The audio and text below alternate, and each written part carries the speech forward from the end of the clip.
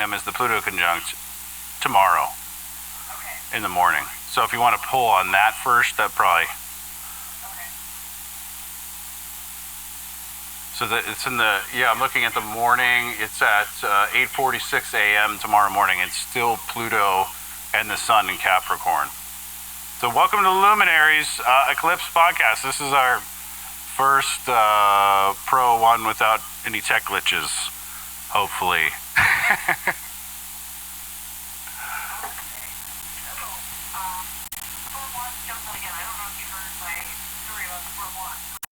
No.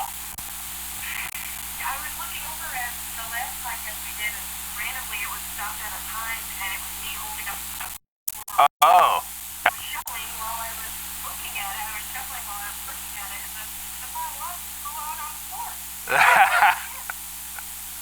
That's the 1111 card again too, but what? The message that's coming through though, because the first flew off, it came upright, and then last time it came reversed. Oh, okay. This is a matter of that we've been making, and we're going to be shown whether or not we've been making the right choices or not. Okay. Like that, feeling it. Yeah, well, there's even when things are good, it's gonna feel like chaos, but it'll even itself out. It'll work itself out. There's a lot of that chaos magic that's going around trying to sabotage good things right now. Well, what's interesting about the Sun conjunct is that it's in Capricorn 20 minutes before it's conjuncted Aquarius with the Sun, and like 20 minutes later it's in Aquarius, so it'll be this radical transformation of like the age shift within like 20 minutes, and then Aquarius will follow it 20 hours later. So I just think that is like super interesting. But I think it'll just be like a very bipolar shift between sludgy, drudgy. I don't see what you're paying attention. It's in the 12th house too? Yeah. 1, 2. Wow. Let's go. 1. A lot. 3. A lot is going to come. Good and bad. Yeah, well, I just kind of feel like Pluto in Aquarius and Pluto in Capricorn feels so different too. Like, so I just feel like in the morning tomorrow you're going to be like super. It's Scorpio and Aquarius dynamic.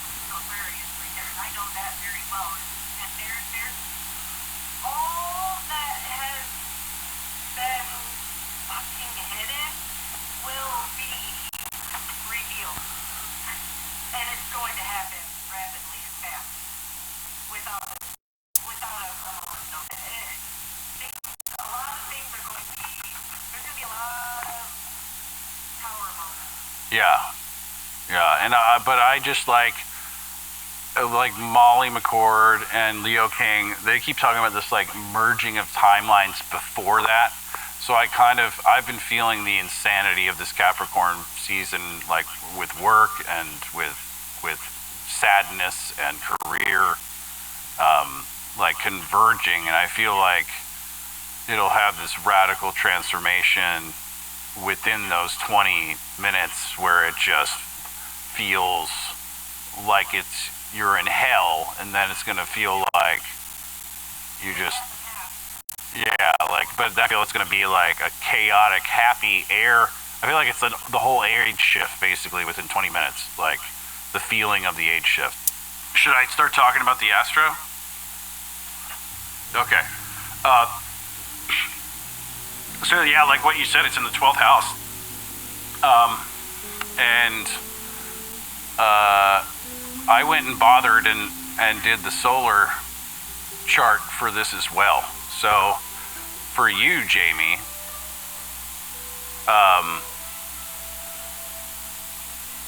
at least the next, like the new moon in Aquarius, when Pluto goes into Aquarius, that'll be that'll be your first house. But let me look at the solar real quick.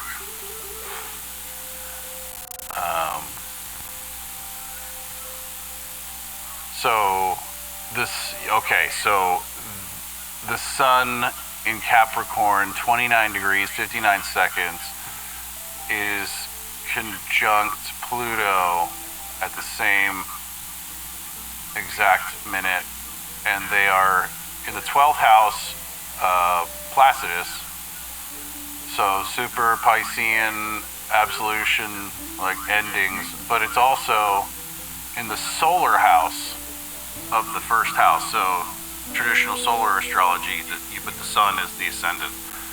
So it's also going to create a new identity. So that's kind of what Marley McCord was saying. There's like this timeline convergence. I wanted this to be the first one. Yeah. So yeah, I'll go back to where I was. So I just wanted to show that solar dynamic with the Placidus dynamic. But long story short, you've probably been hearing a lot about this. I view it's the end of the age. And I'm going to leap to the positives because there's a lot of negative in this chart. And the next two charts. And the new moon chart, full moon chart. Saturn is getting sextiled here. And it's getting sextiled from Venus in the first house. So your identity, also another theme there, with Saturn involved, and Saturn's house is Capricorn also. So there's this like Capricornian understanding, like last minute transformation of like age shift, understanding what Capricorn did. There's going to be a positive note of why we went all through this crazy Capricorn, like since 2008, of just feeling tortured by liars. But it was setting up an infrastructure that will never be able to be set up again for some time. So, that's the best thing about Capricorn, really. And Neptune is also in the first house getting a sextile. So yeah, Saturn was getting sextiled by Venus in the career house in Sag, still, it looks like.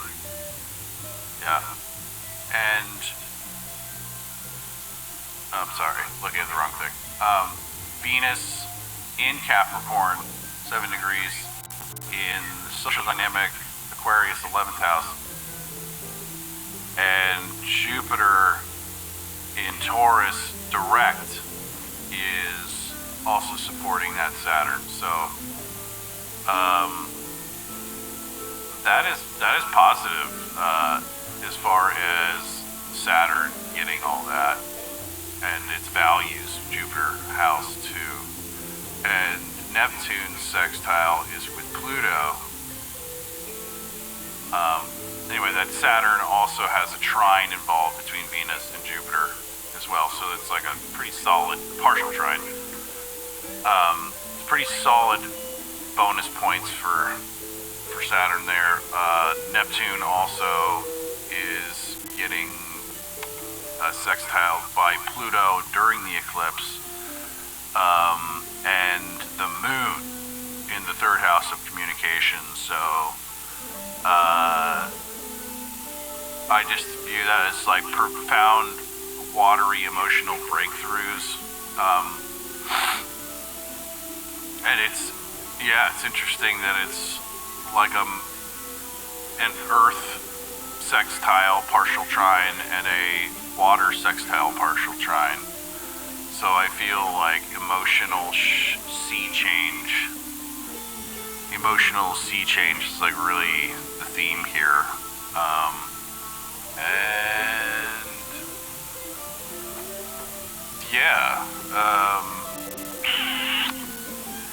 Venus looks like it's partially squaring Uranus there also. So that's like a negative aspect to it, but really, I mean, just besides the intensity of this Pluto square, I think everybody's been working too hard, feeling sick. I think I might have even got COVID today. I think Leo King got something like that today. I cut it off because I know how to stop it now. So that's what I did. But yeah, I think that's enough about the chart. I just want to, I think we've pulled the cards on it. I'm moving over to the, so really quickly, Saturn is having that sextile in the first house and solar in the third. So identity and communication. And Neptune also in the first Placidus and third solar. I'm going to go back to the dispositor hierarchy of this. So Molly McCord went over all this. Long story short, Neptune is the winner in the hierarchy of all of this because the Sun, Venus, Mars, Pluto are all in Capricorn, which is Saturn's house, and Saturn is in Neptune's house of Pisces. So the rulership kind of goes over to that. Uranus and the Moon are in Taurus. I think the Moon, I'm not sure where the Moon is, it might be in Libra, but it is creating, because Venus is in Jupiter's house, so there's some mutual reception between Jupiter and Venus because Jupiter. What's that? Oh, nice. I have a delay because my camera's backwards, so I can't see you. Empress and Emperor, so that, yeah, you saying it. No, yeah, tell me, because say the card out loud too, because sometimes I can't tell the card even when people show it, so I appreciate that. I appreciate you. So yeah, I finally just understood that that depositor. So yeah, the Emperor Empress would. I mean, these are big sea change personal changes. But yeah, well, I was just talking about Venus and Jupiter too. So, but yeah, the Moon I think is in Taurus, or no, the Moon. We're in Capricorn, so yeah, it would be Uranus is in Venus's house, and so is Jupiter. But yeah, there's a mutual reception between Jupiter and Venus because Jupiter is in Venus's house and Venus is in Jupiter's house. So yeah, I'm done talking about the astro of that deck, I think. Nice. Yeah. Nice. Yeah, I mean, I think, like, I don't want to have to bring up twin flame stuff every time, but I think this is the cycle shift. Like, it happened the last 2 months really intensely, but I feel like this is like the leap to the next level between this Pluto shift and, like, I kind of feel like Steve Loveterra talks about them in cycles. I feel like this cycle's over. Like you're like either like in union or you're the next level or whatever. I could try to go into house dispositor hierarchy, but that'd be a little confusing and I don't think it's necessary. And we gotta get going on to the next one. So yeah, well, let's go into your birthday because you got till 3, right? I said, you want to go on and move ahead to your birthday? Jamie's birthday? The new moon Leo? So yeah, I'm going to switch it because I... Literally, I'm living like out the coincidence of my chart. Well, yeah. Well, you kept, I don't think it's a coincidence the last 2 weeks. You never really told me, like I've seen it like in your emails and stuff, but I didn't know that like 144 is like your number. Or that's your sync number. I didn't know that. I've always seen it ever since the last,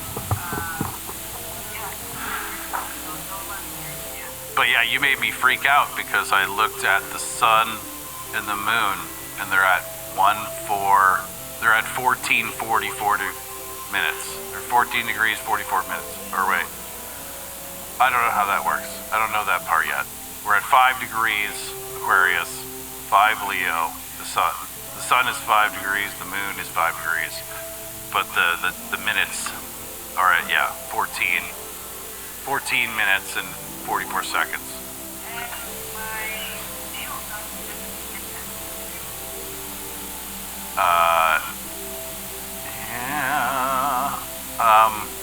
I think, but I think we're in a leap year, so that you might be right. This might not be your actual solar exact birthday, because with leap years it like throws the degree off a little bit. It depends on where I generate it. Sometimes it'll say 5 degrees Aquarius, and other times it'll say 6 degrees. Oh, okay. Well, I don't know how it's based on that, but I know that weird. well, I did this chart. You're still Eastern Standard Time, right? Yeah, I did this in New York, so it might be different. But I think when there's a thing called your natal return, and you actually like have to calculate in the leap years, and I think use like an ephemeris. So that's when you figure out. Like when I look at it, it'll say 5 degrees, but like once I have it written down as 6 degrees with another program, it'll say 6 degrees. Oh, okay. Astro Matrix is not 5 degrees. Okay. Yeah. Well, I'm 5 Aquarius Leo moon or Aqua moon, so that'd be even cooler for me. but I don't know. Somehow you got on top of me again, I think, when I switched cameras, but it's all right. But yeah, you see, just because it looks less goofy with the green screen. It keeps you on the bottom, and then I can see the chart behind it. Yeah, I told you it wasn't narcissism this time. I know. I'd like to laugh and fun. So, I'm gonna while you're doing that, what are those? What are those guys? What is what? I'm seeing a delay. Did you pull cards? I'm seeing the cards delayed. Oh. Yeah. Okay, well, I Okay. Yeah. When you pull them out, say it anyway. I wasn't showing up for a while. Okay. Cool.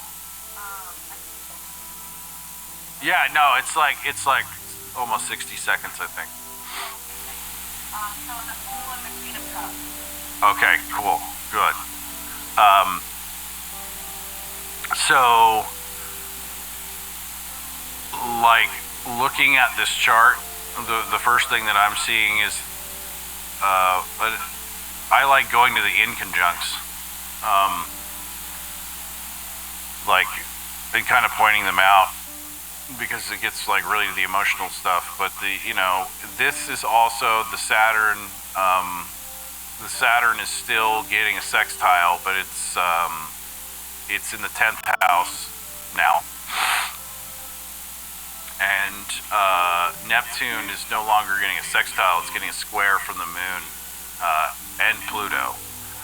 So that'll be a little That'll be a little more intense for Neptune, at least with the interactions, because it's 11th house.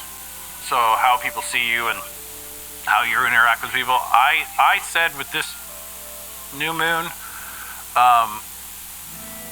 to like not go outside, even though Leo moons are fun. It's just that square to Neptune seems pretty delusional with like society, and I just, with this whole transit, I feel like it's gonna get political and weird.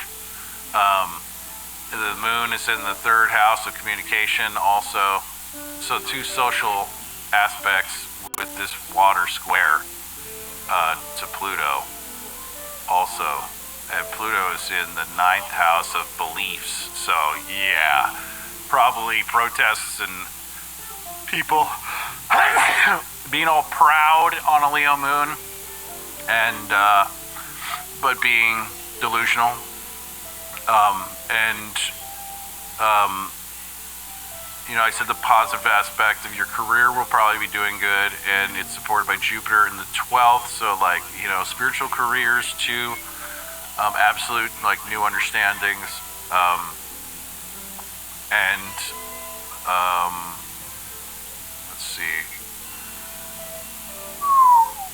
I feel with the pool coming out in the beginning it's a leveling up of a degree of mastery in the emotional aspect of things. Like we're beginning to become emotionally mature. Like Yeah. we're actually assessing ourselves in the moment before reacting to any little triggers or Yeah. any little things that normally would set you off. Yeah. To make the situation a million times worse, and just allowing yourself to observe yourself in the moment before just pulling the trigger, and then watching as things unfold, and then it's like it's literally allowing the flow of the divine to come in, and when you're seeing it flow and come in, when you're seeing the energy come in, it's also transforming you emotionally, because you're like, oh wow, like I didn't have to hold on to any of that like resentment or Yeah. insecurity that I might have been feeling in that moment. I could just let it go, and then literally things would just flow, and it'll start to move, like movement. I feel like we are blocking all of the movement in our life by holding on to all of this toxic bullshit waste. And the cards that I pulled first initially, but I put them back for the Leo new moon, was the moon and the 7 of Cups reversed. So this is a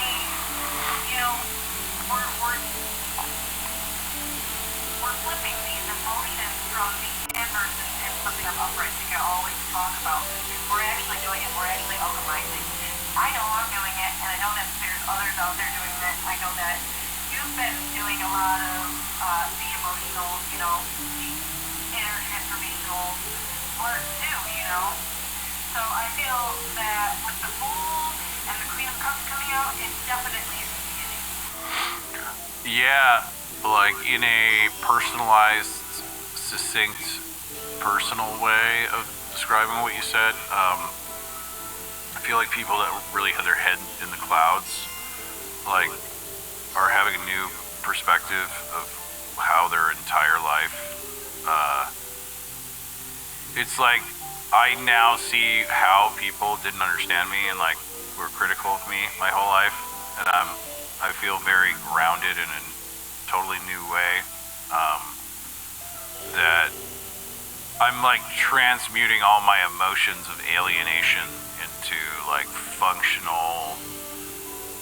Like I identify now why people are like workaholics, and they like are sort of, I viewed them as like petty. But I feel like the roles are reversing. Like people that are very materialistic are gonna have a hot air injection of clouds into their life of just seeing it's just role reversal, like big time. I feel like, um, but it, if um, I just there's a couple more things I want to say on the inconjuncts.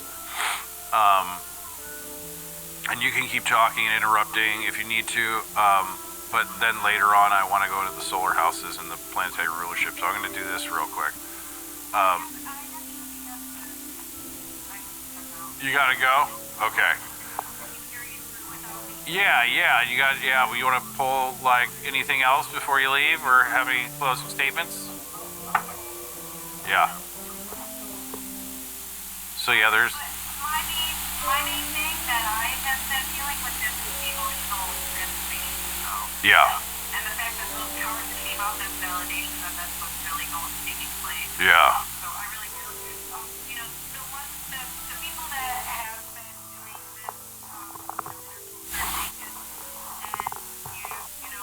Shadow work. Yeah. Yeah.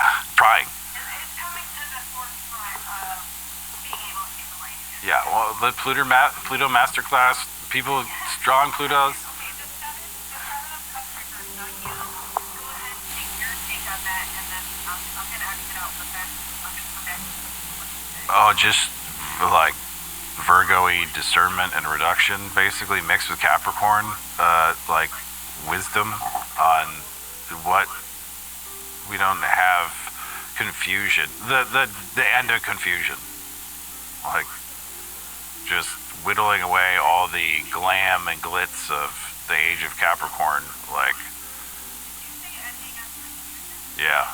Okay, that's what I've been feeling too. Yeah. Well. Alright, I'm checking out. Okay. Awesome. Right.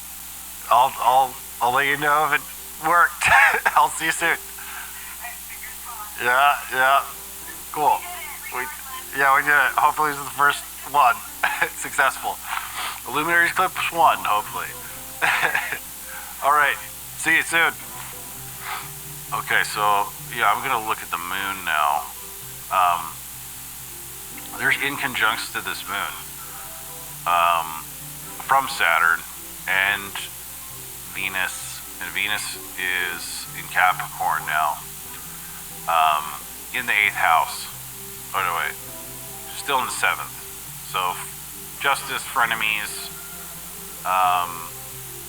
making this moon a little more dramatic in the communication of the 3rd house, and Saturn in your career also could be affected by these wild out Neptunian, Plutonic jerkwads that may come out on that night and squaring everything.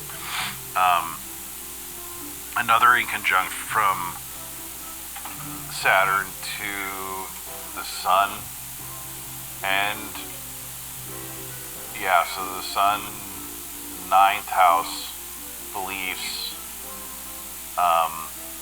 in Aquarius will be squaring Pisces,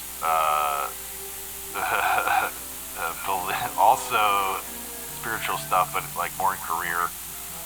So Pisces, Saturn will be headbutting the Sun in Aquarius, and Venus will be headbutting with the Sun in Aquarius too, and Pluto in Aquarius. So this, Pluto will be at 0, and the Sun will be at 5. So yeah, Leo King described this as, Jupiter and Venus are not going to be really saving us this season.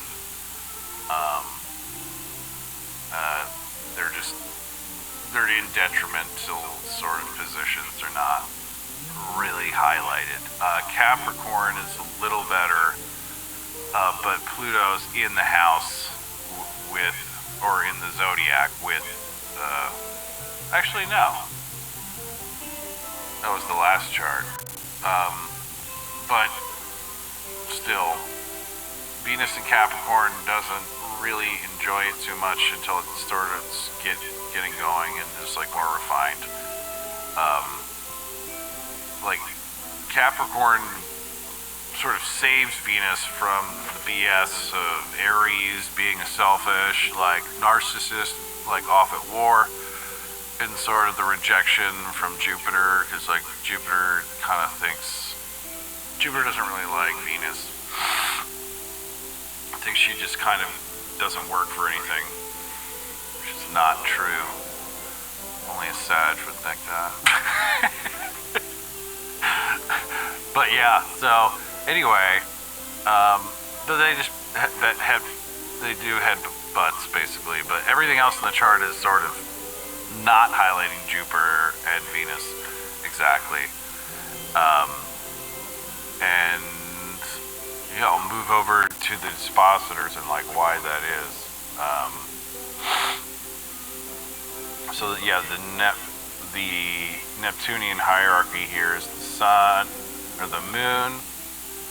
The moon is in the sun's house, fifth house, or not house, I'm sorry. The moon is in the sun's zodiac, Leo. Leo and Pluto, I'm sorry, the sun and Pluto are in Aquarius's, or Uranus's zodiac of Aquarius. Uranus is in Venus's zodiac of Taurus with Jupiter, and Venus is in Saturn's zodiac Capricorn with Mars and Mercury, and Saturn is in Neptune's house of Pisces. So the planet that runs the chart is Neptune again. So yeah, a lot of the astrologers out there are saying Jupiter and Venus will save the day in this like partial, I think there's even a partial trine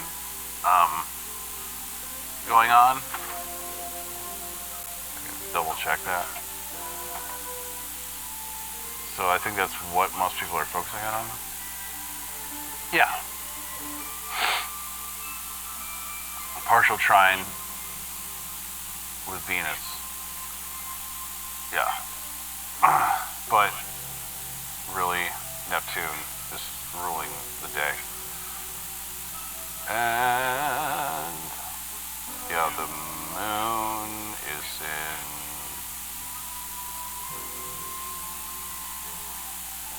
I'm gonna kind of skip the house depositor. Well, I guess the moon is in the second house, or in, yeah, I don't know the houses well enough. I haven't looked at that yet to fully comprehend that. Where is the moon? The moon is in third house. I understand that, but I'm gonna move on for that. I'm gonna look more at the more important part. So yeah, the sun in Aquarius is in the 9th house. So I believe, so yeah, we're gonna have Aquarius beliefs, like I said, that's gonna be squaring or in conjuncting those other aspects to Saturn and Venus. And yeah. But it's also identity. Once again, the solar house shifts, so your beliefs and identity are going to have like some inconjuncts. So yeah, like I said, with that water square to Neptune too, which is ruling the whole chart, do not act like a Jacobin running out in the streets, being all pro-Palestine and whatever fad the banks are telling you to, football side you're telling you to support. I'm not taking a side there. By the way, the answer is to vote for Shiva. He is pro-Jew and anti-political Zionist, which is the only answer. No one should live in the Middle East. We should all ship them to Rome and deal with them, because they caused all this. And Germany. And England. So yeah, that's the answer. It's that easy, guys. Just use your brain and your heart. So yeah, the moon in Leo is also third house communication, but in solar, it'll be Libra's house, justice, friends, frenemies.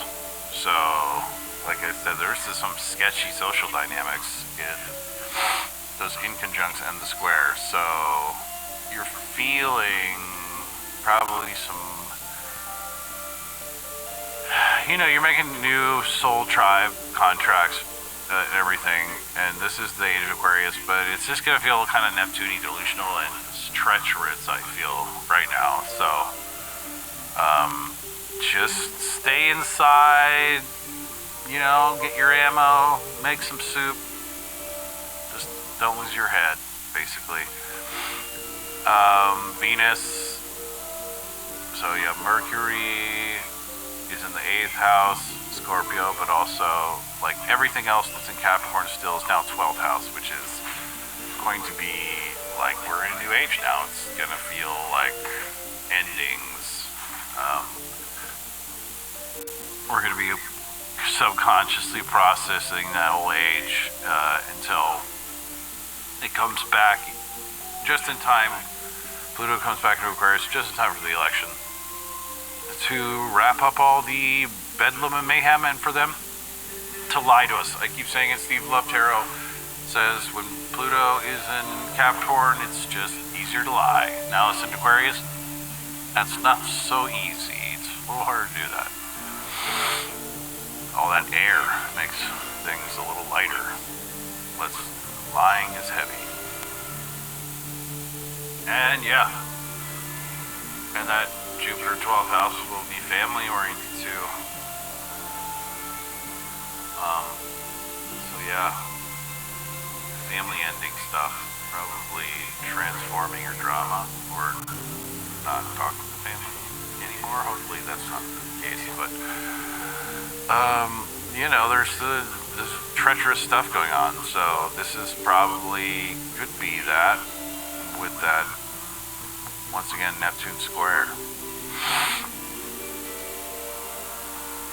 Yeah, and Uranus, 12th, 4th, family stuff. Saturn, your work values. See, I'm just combining the 10 and the 2 and just making new things. But the Neptune will be, interacting social dynamic values.